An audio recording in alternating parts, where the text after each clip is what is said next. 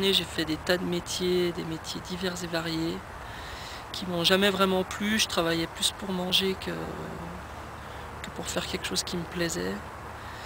Et du coup, là, le dernier métier que j'ai fait avant d'être paysan, c'était ouvrier à la chaîne dans une fabrique de moellons. Et du coup, ça m'a achevé.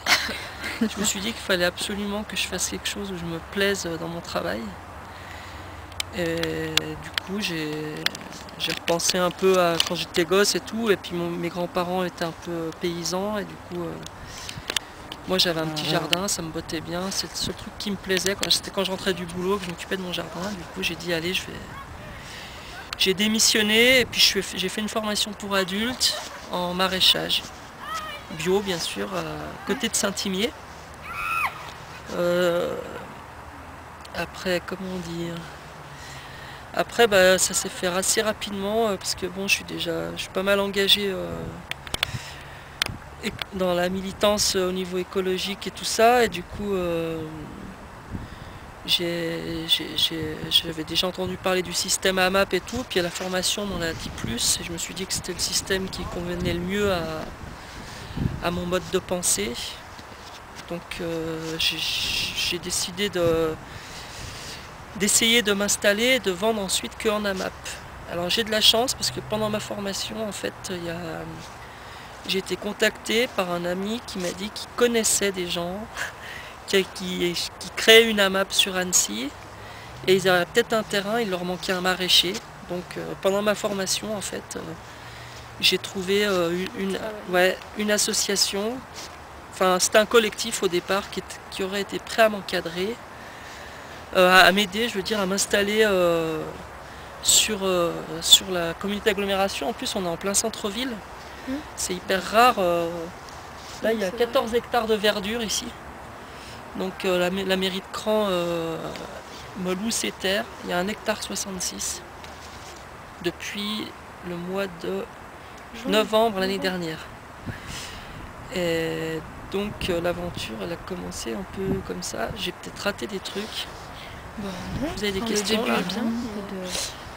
Mais vous avez commencé la récolte en novembre, mais non, j'ai pas commencé la récolte en novembre. En novembre, j'ai eu le terrain. Ah d'accord.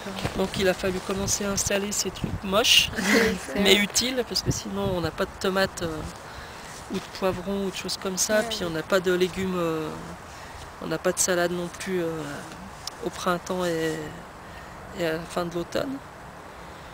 J'ai commencé à mettre en culture en février de cette année. J'ai distribué les premiers paniers au mois d'avril. Fin avril c'était. Voilà. Donc il y a 35 paniers j'ai fait pour la première année. C'était déjà pas mal, ça faisait 54 familles. Ouais. Ah oui, c'est beaucoup. Parce qu'il y a des paniers et des demi-paniers. Ouais. Le prix des paniers peut paraître excessif, parce que c'est 20 €, c'est quand même pas rien. Mais ça correspond à une quantité de légumes pour 4 personnes par semaine. Donc c'est 20 € la semaine, le panier de légumes. Après, le demi-panier, on divise par 2. Après, moi, je fais des variétés. Dans les légumes que je propose à manger, je fais des variétés anciennes. Ouais. Donc des variétés dites fixées. Ça, c'est plus des termes techniques. Hein.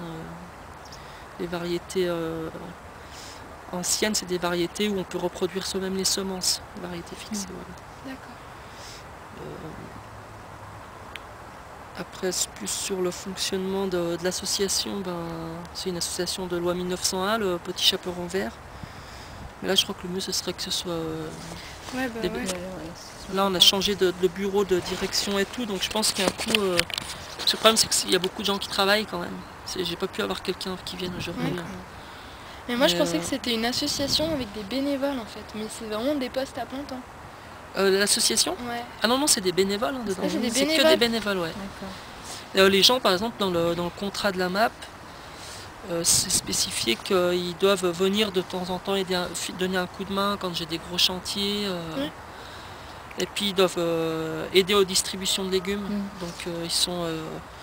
en général, ça fait une ou deux distributions dans l'année par famille. Donc ça va, c'est pas... Et puis moi, je leur demande de venir m'aider, surtout pour ce qui est des récoltes de pommes de terre, par exemple pour l'association Elle, tout ça. C'est l'association qui... Alors je crois que c'est l'aide à l'insertion, le nom de l'association. Aide à l'insertion par le logement, l'éducation et la santé. Je crois que c'est ce Milan ou... Enfin,